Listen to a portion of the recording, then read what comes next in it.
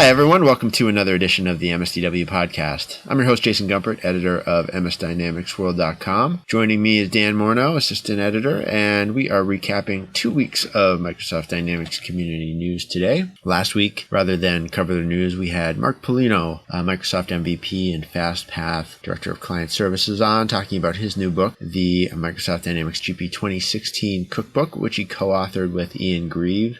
Please do check that out if you're interested. And this time, we have a range of news reporting from this week's reIMAGINE conference for GP partners, a look at the NAV 2017 beta, a big win for Dynamics CRM at HP, change in leadership on the Dynamics AX R&D team, and more. So Dan, let's get started. Thanks, Jason. I know you traveled to reIMAGINE this week, the GP conference, and that was out in Fargo. Let us know what you saw and found.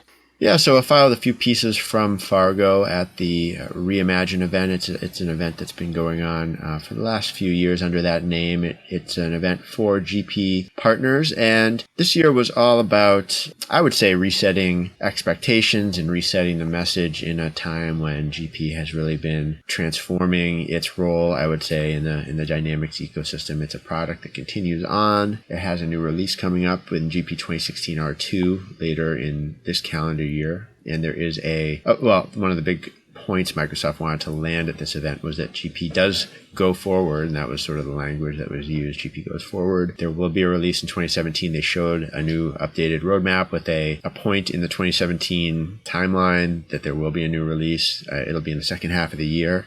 So I think that was meant to reassure partners who had their doubts, and it really isn't that Microsoft's changing what they're saying in that regard. They always said the product had a future, that there would be continued releases, but they didn't actually put the specific guidance on it until this week. The 27 release is pretty well undefined at this point. There are some kind of broad enhancements they're going to be making, support for I think OData on multi-tenant, better Power BI support, and then a lot of sort of smaller, lower level functional enhancements. But it was really about reassuring the partners.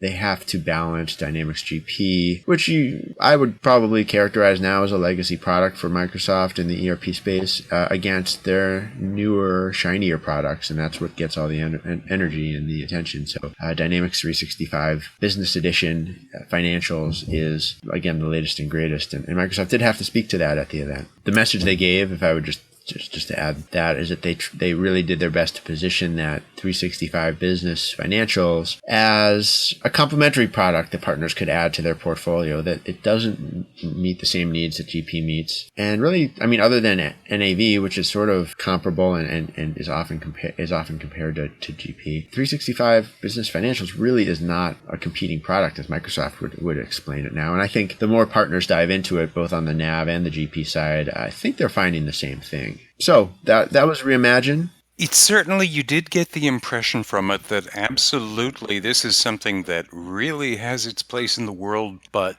they almost seem to be saying, let's be realistic about what that place is.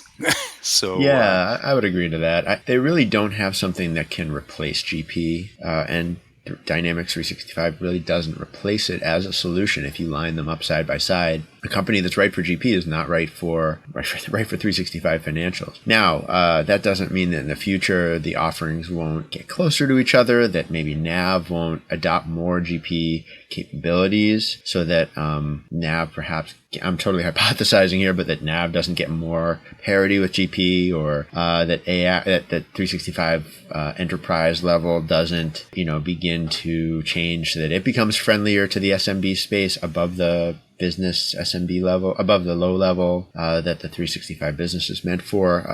All those things I think are very much on the table for Microsoft's planning and its product management in the next 3-5 years or beyond. But right now they're different, and GP doesn't go away. I think one of the points they made, Microsoft made to its partners, was GP's survival depends on you selling and keeping customers on GP. And so whenever they lose a sale to a cloud-based solution, that's not a Microsoft product, whenever they lose a company that goes off maintenance and then is drawn away, in Microsoft's view, that is what's going to hurt GP more than, let's say, 365 financials, business financials. Okay, let's move on to a bit of Microsoft corporate news. Dan Brown departs Microsoft Dynamics AX R&D team. Sri Srinivasan continues to lead as GM. Did you say this was a bit of a scoop? Yeah, so this was something that was pointed out to me by folks in the Dynamics community, and several people had confirmation of this, several sources. So it seemed like a fairly straightforward change in the personnel sense of the word. Microsoft, anyone who's followed them for any amount of time knows that people do change roles within the company, move to different products, move to different divisions. And I actually don't know where Dan Brown is moving to. My best understanding, it's not confirmed that he is staying inside of Microsoft, and he was more or less splitting responsibilities in R&D with Sri Srinivasan already. So anyone who's followed AX for any amount of time knows Sri as much as they probably know Dan, and to know that Sri is now sort of the overall R&D general manager for AX is really the ideal sort of least disruptive, like undisruptive, sensible, confidence building change, if that is the way to maybe explain it. So really nothing of a blockbuster in that sense. I think it's always interesting when a senior person like Dan Brown, who's been in the Dynamics environment for many years, makes a change. He had led I mentioned in the article, he had led the NAV R&D organization from Microsoft in Denmark for several years, up until 2012, I believe, and then went on and was doing other things, and then came back as the AX R&D lead. So really a very well-respected, well-liked Microsoft representative. I think there's already at least one very nice comment on our piece wishing him well, because he really has, I think, in the eyes of Dynamics professionals, done a lot to support the product, evangelize it, move it forward. So an important change on the AX R&D side. Next up, why Microsoft's Dynamics 65 SMB strategy must offer more than simplicity. This is a guest column by James Crowder, the very articulate managing director of technology management over in the UK. Yeah, so James is a Microsoft MVP. He is a real expert in both NAV and CRM, and he's built a very successful practice around both of those over many years. He's obviously, if you could read the article and if you've read any of his blog posts in the last few years, he's got a keen business mind, he's got a keen technology mind, so it's really a pleasure to let him write something for us. And what he wrote, I think, really caught people's attention. I think he took a very candid, honest view of what he has seen so far with Dynamics 365 Business Edition SMB. I think he has some concerns that he voiced in this piece, things that I am quite sure he has voiced in other conversations, perhaps with Microsoft and others. And he, has some concerns that what he's seeing with the business solution may not be as competitive as he would like it to be as a differentiated solution compared to NAV itself, which obviously the business financials is based on. The key message I took from this piece, SMBs may be small, but they're not simple. And if you have a very sharp but smaller 100-person, 200-person company, they can be doing very advanced things with their supply chain. They can be doing very advanced things with their financials. And they can roll out those changes very quickly. They're not weighed down by the bureaucracy and the decision-making complexity that a large enterprise is often weighed down by. They can make a decision, they can implement it, and they can start reaping the benefits quickly. So, his concern is a great one. Not just for this product, but really for anybody. SMBs can get the most out of technology and can employ advanced strategies to do so. Yeah, one thing is true of SMBs is it's evolved over the years. When I first began in marketing ERP years ago, SMB meant domestic. You dealt in the dollar. You shipped within the contiguous states usually. And now, these are multinational. These are they get along on shoestring budgets, but they do a lot of contracting, and they've managed to travel the world in a way that they didn't used to. So, yeah, they require a NAV. NAV is the kind of horsepower they need, I think. Yeah, this is going to be an issue that Microsoft's going to have to, I think, clearly pay attention to as they evolve this particular offering. From my perspective on the outside, it's a good thing that this is based on a much more sophisticated package in NAV. And so I guess in principle anyway, not being an R&D person myself, if they can take things away from financials, they could also add them back. And he, for example, gave I think an inventory costing, or he gave an inventory example where, functionality had been stripped out for probably the sake of simplicity. And, presumably some of those things could be added back in, or adjusted versions of them could be added back in to best suit, SMB needs. So it's an interesting challenge that, I think any software firm that's trying to roll out a brand new product like this one needs to be mindful of. And while we're chatting about NAV, let's move on to NAV 2017 beta. There's a limited beta this just released this week. What's new, and what do the partners have to say about it? So this was an important step in the progress toward the NAV 27 release, which is expected before the end of 2016. We saw a nice slide shared by Eric Waters, another NAV MVP. A nice slide that just really summarizes Microsoft's view of what the improvements are in the new release. So I thought Microsoft's characterization of the release in 3 different themes was interesting. Bringing 2 worlds together, and that means sort of improved Office 365 depth or integration. Embedded Power BI. So that's how they're bringing 2 worlds together. I think the back office and I guess the front office, or the productivity workers of the world. Enhancing core applications and platform is another theme that Microsoft put out there, and that gets into a lot of functional stuff. So it was finance, jobs, CRM integration, item management, and then the third one's really an interesting one. That's create new opportunities is a theme, and I think it really speaks to where Microsoft's sort of trying to look forward and trying to maybe push the product forward in the future, maybe even beyond this release. So creating new opportunities. What they mean by that, they mean e-everything, which gets back to some of the e-services states they made, the ability to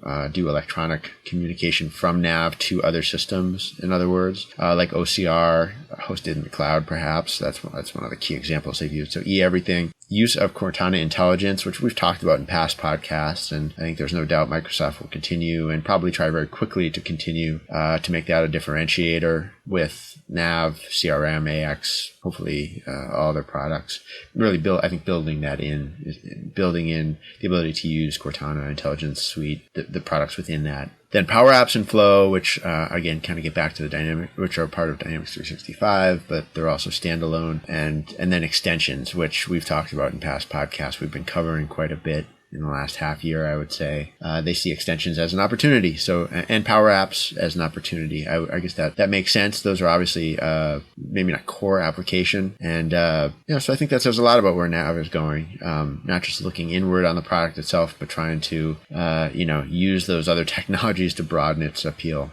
Next up is new Microsoft Dynamics 365 Schema project aims to simplify CRM projects. So this was a nice community piece that we posted recently. It's really a CRM-focused project aimed to, as I understand it, create a repository of sorts for some of the configuration work that goes into CRM setup. It's being run by 2 CRM professionals based in the UK, Scott Duro and Sarah Critchley. They are going to be the facilitators of the project, and they're looking to use GitHub to take in submissions and to make this really a community effort. So it's in early days. It'll be interesting to see how it evolves as a way to, help Dynamics CRM professionals, Dynamics 365 professionals in the future work together to, find better efficiency in the kind of work they do in building out CRM solutions. Next up, early pricing details for Microsoft Dynamics 365 reveal incentives for choosing plans over apps. So this was one that really did get a lot of interest in the last week. Some pricing details leaked. They were not supposed to leak, but Microsoft has been briefing its partners with some airlift online sessions where they've really been diving deep into what the pricing will look like for Dynamics 365. We've been hearing multiple reports of a 173 slide deck trying to outline the various pricing and licensing considerations that are going to go into the various parts of Dynamics 365, both the enterprise and the SMB business editions. And someone jumped the gun and posted some slides that showed some of the pricing, and many people have pointed out this is not the only. It's not as simple as what's been revealed. They've pointed out that there's a lot more to it, and that existing customers shouldn't be worried or thrown off. That there's a lot more to still be explained, and partners I think are going to have to sit down and go through this with a lot of AX and CRM customers to explain how this will impact them. CRM online and CRM on-premise customers can be affected by the release of 365. Just to give you the high level information in the post, and I invite anyone to go check it out. But it's information on the prices of the 3 different plans. So that's the enterprise plan with and without the operations piece in it. The operations piece is essentially AX. So it's CRM with AX and CRM without AX, if you're going to talk about it in the parlance of today's products. And then there's the one plan for Dynamics 365 Business Edition, which we also know is not ready yet. So really, they're going to be going to market with the enterprise plan and the enterprise package with all the different apps for that, and they're going to be going to market with the financials for the business edition, with the other apps for that sales and marketing coming later. They don't know exactly when, I guess, but in 2017 sometime. So really no plan there. But financials will be $40 per user per person, per user per month for the business edition, and there will be a plan, and when that's ready, it'll be $50. I'm not going to get into all the particulars of how apps and plans kind of work separately and together, because we've done some write-ups on it, and it's a little involved, not too terribly complicated on the surface, but I imagine once you get into different individual situations, it can probably get pretty complex. We also saw that the plans for the enterprise, so AX or AX CRM or CRM plus AX, look like at the most general sort of basic pricing level. That's without any other considerations, without any discounts, without any legacy considerations or anything else that Microsoft's got in mind. The CRM edition, which is like all the components of CRM, looks like it's going to be priced at $115 per user per month. That's sales marketing and project service. Sales marketing, customer service plus field and project service plus Power Apps. That's $115, and then if you add the operations on top, that will be $210 per user per month. And then there's obviously team member levels too. So I think the team member level for the enterprise is $10 per user, and it'll be $5 per user on the business edition. So some interesting details there. Again, a lot more to learn about that. I think the launch event coming up in October will tell us more. But I think I'm doubtful that I think partners will become a little more careful with sharing that information as we go forward. But definitely worth a read. Do we have any idea who this Edward Snowden is who picked out the? We do. I'm but the post went down soon after it went up that shared all the information. I mean, everyone had already picked up on it at that point, so I felt it was a little unfortunate for the people who posted it. I don't think Microsoft was all that happy with them, but the information's already out there. Yeah. Well, if they boiled it down from 173 slides to one, whoever this was is, at least talented. I'm going to assume that this was one of the most interesting of the slides in the 173 slide deck. And that's why they chose to use this one and not any others. Whoever it is, A for diligence. Okay, next up is SaaS Plaza, Microsoft's first direct-indirect CSP for Dynamics AX, sets ambitious first-year goals built on channel trust. SaaS Plaza, once again, first Microsoft Dynamic partner globally to have those dual statuses, the indirect CSP providing AX to end customers via Microsoft partners, and direct CSP providing AX directly to end customers. And we spoke with SaaS Plaza CEO Berend Jan van Manen and CTO Dick van Brummen, and they explained it all. Interestingly, van Manen observes no real conflict between the direct and the indirect Dynamics AX cloud sales. The company, he says, has had years to build trust with its partners, and they've got to got a good-sized partner channel. Their thinking is really let's enable the channel to take these vertical solutions they've got to the cloud. He sort of described their process of lead sharing as well, that they've become very accustomed over the years to saying, well, this is in aerospace defense, and you, partner, are better equipped than anyone else. So there doesn't appear to be any any conflict in the offing there. Although, I am just really intrigued if there's going to be other partners who want both those statuses, who want to be, who have that, that greater relationship with their partners that they're able to say, we're going to sell alongside you, but don't worry about it. It is an approach that certainly made me ask that question when I read the announcement. And certainly it's something you've heard other vendors, ISVs especially, voice concerns over in different scenarios, not related to this, not related to AX, but in the past where they sell directly and through partners. But SaaS Plaza, I think, as a veteran sort of hosting solutions company with a lot of contacts and a lot of relationships in the AX space already, probably has a sense that this can succeed, and they believe it can, based on what they know and based on what, again, I think the word trust is probably the key there. They believe they have the trust of their partners, and that is really everything when it comes to trying to build out a new program like this, I would say. Next up is a story. I love this one. It's got antagonists, it's got protagonists, it's got winners, and it's got losers. Microsoft displaces Salesforce at HP in one of the largest ever Dynamics CRM online deals.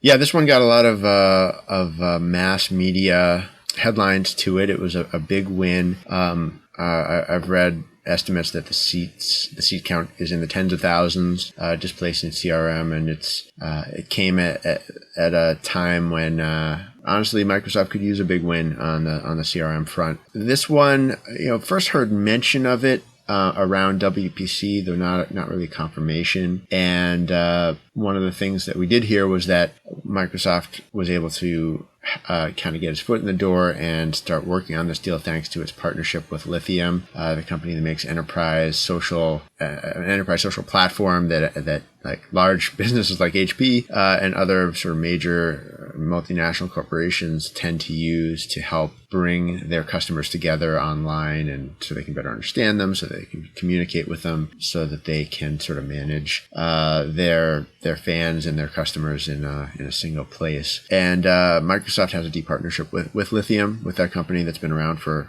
quite a few years. They're real veterans of that social platform area. And word is that really helped Microsoft start working on this deal. But yeah, I mean, this was one that Microsoft saw fit to put a press release out on, which they don't do on a lot of wins in the dynamic space, especially at sort of the corporate level. And yeah, this one had to sting for Salesforce. I mean, I think they've tried to put the best spin on it they could, that you can't win every deal and that you can't hold on to every customer forever. But Microsoft, I'm sure, is going to hope to build some momentum off this. Sure. The, the sort of uneasy relationship between Microsoft and Salesforce that about a year and a half ago, I'd say, was just burgeoning, has really kind of deteriorated, for lack of a better word. In time, I think eventually, they just opposites attract, but eventually they will attack. Well, there's no question that the competition's definitely heated up again. I mean, Salesforce has new AI plans that sound very competitive to what Microsoft wants to do when you talk about Cortana Intelligence and embedding that into its enterprise CRM and AX solutions. New BI offerings. I saw Salesforce has updated its sort of portal solution, which is going to be in direct competition with what Microsoft now has through ADX Studio, which it calls Portals now, I believe. So a lot of parity in capabilities as the two, I think, Microsoft certainly tries to catch up, but Salesforce also tries to move forward, try to stay ahead both in messaging and in capabilities from Microsoft, who's really turning out to be its key CRM competitor now. The two of them could be pulling away from almost everyone else in the field as sort of the major CRM vendors now. And the competition seems to be only heating up. They might as well learn to get along. They spend an awful lot of time together in Gartner Magic Quadrants. they'll continue to partner. Those partnerships haven't died, and Microsoft still very much wants to keep Salesforce customers as Office 365 customers and as Power BI customers and all sorts of things. So and there's whole teams of people at Microsoft who are not focused on dynamic CRM. They're focused on making major partners like Salesforce happy. So that by no means is going away. Okay, let's take a quick look at some other news and expertise from the site this week. First off, Microsoft Azure Germany now available via new cloud model for Europe. The model was developed in response to German customer needs, Microsoft says. One key concern always in Germany is, I believe, that information stays within the country, and that, of course, they've got EU plus German standards for security. So that is actually quite a feather in the cap. Next up, Microsoft Axe's Pinpoint. Partners react with surprise, disappointment, and ambivalence. Here, Microsoft has replaced its Pinpoint with a referral engine, part of the new Partner Center and App Source. I take it that the sunsetting of Pinpoint was an absolute surprise, and a lot of partners seem to have heard about it kind of offhand. And it was a bit of a puzzle to them. At the same time, people weren't all that sad to see it go. I think they were just more frustrated that they never heard about its departure. Yeah, they would like to have been told, which and there is a migration going on now too. I've heard a little more, and accounts are being or profiles are being migrated to Partner Center, although it's sort of an ongoing process. And in the meantime, there's a few headaches with that apparently, and in the meantime, Pinpoint is no longer there. Some people said good riddance. Some people were just frustrated that it went away. Next up, good news for buyers and planners. Use filtered favorites in Microsoft Dynamics AX 2012 and the new AX. This was a guest column by Everett Boss, the solution architect at Sikich, and here we're exploring the options AX offers when dividing the MRP output between different roles and people. This is the kind of very detailed but really educational sort of how, almost not quite a how-to, but a really deep understanding, the kind of understanding that Everett Boss usually delivers. And finally, we had workflow as a service, the opportunity to empower end users while partners build IP. Here we talked with the Nintex VP of Product, Ryan Dogood, about how accessing workflows can drive digital transformations and build Microsoft partner portfolios. These folks have trademarked the term workflow as a service and offer workflows on their Nintex workflow platform. And Dogood went on to describe, for example, how CS partners can use workflow as an offering to write short programs, write short apps. It's that robust. And I take it, too, that this begs the question, well, what about flow and logic apps? Aren't those all we need to write workflows? Dogood would say that flow is a little basic and logic apps is a little expert, where Nintex is attempting to reach all manner of user, from the citizen developer right up to the professional developer. So that was the week. So let's have a look at next week. Jason, what are you up to? So I will be on site at the Directions NAV North America event in Chandler, Arizona this coming week, at least through the first half of the week, and then catching up from jet lag the second half of the week. So that'll be an important one, I think, for partners to get a good look at the next release of NAV, at things like 365 Business, at extensions, at all the important changes that are coming to NAV in the next year. So I'm really looking forward to that. Fantastic. Another week on the road. North Dakota last week, Arizona this week. That's right. What's next, Wyoming? It just seems... What happened to Las Vegas and Chicago? Yeah, it does seem to be a trend. The next event after that, I think, is Tampa, and then after that could be California. So a little more typical event locales, but yeah, Arizona. Sure. I will be exploring the idea CRM nemesis or ally. This will be an intriguing guest column by Mint Management of South Africa. We'll also be looking into HR functions in GP. Likely you're not making the most out of the native functionality. It's far more robust than you think, and we'll explore what it can do. Another important happening next week, obviously, is Microsoft Ignite. We'll be keeping our eye on that as well. Starts, I believe, on Monday, right? I believe so, yeah. Busy, so let's wrap up. All right. This has been the MSDW Podcast. Thank you for listening. If you'd like to be on the podcast, if you're an ISV with a product release or a consultant with a case study, or a VAR with a unique slant on the Dynamics ecosystem, please drop us a line. You can reach me, Jason Gumpert. My email is jgumpert@msdynamicsworld.com. And I'm Dan Morneau, Assistant Editor at DMAURNO@msdynamicsworld.com.